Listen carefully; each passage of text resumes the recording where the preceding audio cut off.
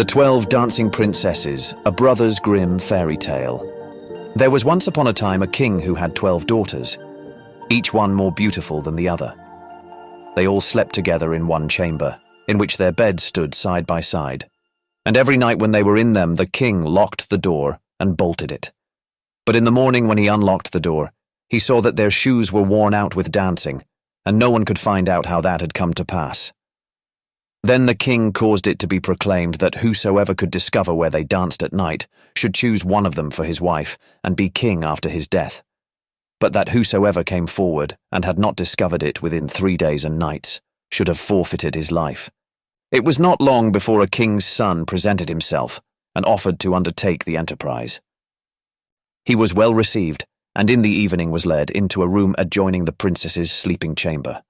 His bed was placed there, and he was to observe where they went and danced, and in order that they might do nothing secretly or go away to some other place, the door of their room was left open.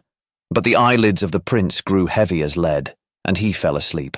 And when he awoke in the morning, all 12 had been to the dance, for their shoes were standing there with holes in the soles. On the second and third night, it fell out just the same, and then his head was struck off without mercy. Many others came after this and undertook the enterprise, but all forfeited their lives. Now it came to pass that a poor soldier who had a wound and could serve no longer found himself on the road to the town where the king lived. There he met an old woman who asked him where he was going.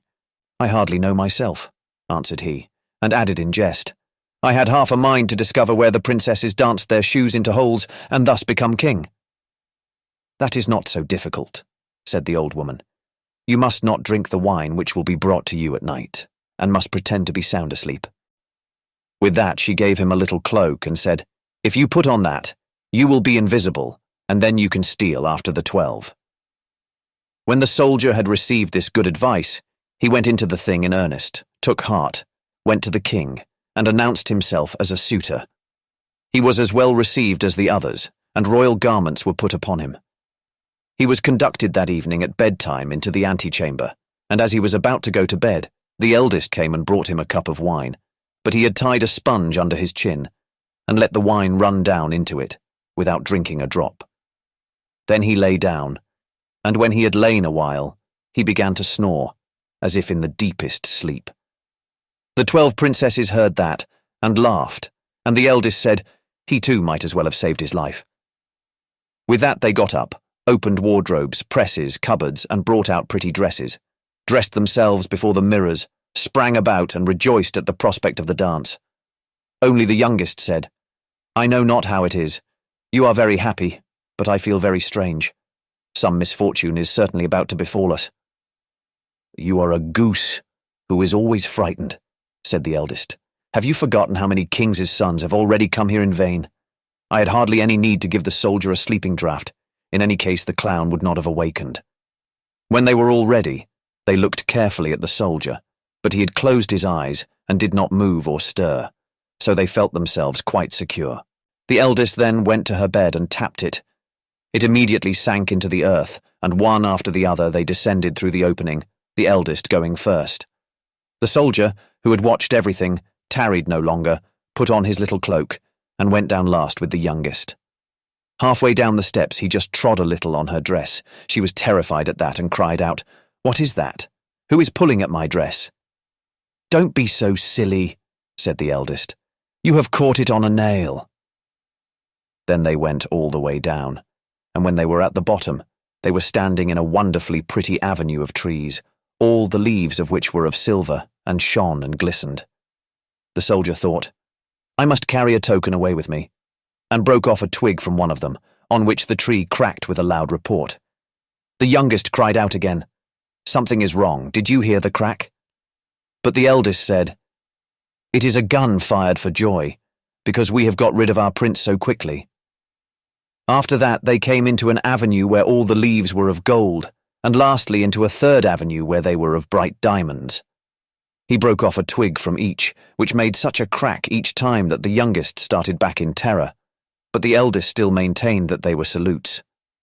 They went on, and came to a great lake, whereon stood 12 little boats, and in every boat sat a handsome prince, all of whom were waiting for the 12, and each took one of them with him, but the soldier seated himself by the youngest. Then her prince said, "I can't tell why the boat is so much heavier today. I shall have to row with all my strength if I am to get it across." "What should cause that?" said the youngest. "But the warm weather. I feel very warm too." On the opposite side of the lake stood a splendid, brightly lit castle, from whence resounded the joyous music of trumpets and kettledrums. They rowed over there, entered, and each prince danced with the girl he loved. But the soldier danced with them unseen, and when one of them had a cup of wine in her hand, he drank it up so that the cup was empty when she carried it to her mouth. The youngest was alarmed at this, but the eldest always made her be silent.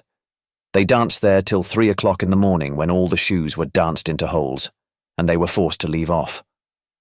The princes rowed them back again over the lake, and this time the soldier seated himself by the eldest.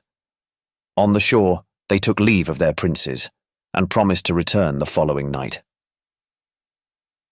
When they reached the stairs, the soldier ran on in front and lay down in his bed, and when the 12 had come up slowly and wearily, he was already snoring so loudly that they could all hear him, and they said, "So far as he is concerned, we are safe." They took off their beautiful dresses, laid them away, put the worn-out shoes under the bed, and lay down. Next morning the soldier was resolved not to speak, but to watch the wonderful goings-on, and again went with them. Everything was done just as it had been done the first time, and each time they danced until their shoes were worn to pieces. But the third time he took a cup away with him as a token. When the hour had arrived for him to give his answer, he took the 3 twigs and the cup, and went to the king. But the 12 stood behind the door, and listened for what he was going to say. When the king put the question, "Where have my 12 daughters danced their shoes to pieces in the night?" he answered, "In an underground castle with 12 princes," and related how it had come to pass, and brought out the tokens. The king then summoned his daughters, and asked them if the soldier had told the truth, and when they saw that they were betrayed, and that falsehood would be of no avail, they were obliged to confess all. Thereupon the king asked which of them he would have to wife. He answered, "I am no longer young, so give me the eldest." Then the wedding was celebrated on the self-same day, and the kingdom was promised him after the king's death. But the princes were bewitched for as many days as they had danced nights with the 12. The end. This fairy tale imparts valuable life lessons, highlighting the significance of granting adolescents some independence for their growth, emphasizing the wisdom in heeding the counsel of our elders, and underscoring that dishonesty ultimately faces exposure, for the light of truth shines relentlessly, revealing the hidden corners of deceit and illuminating the path towards accountability.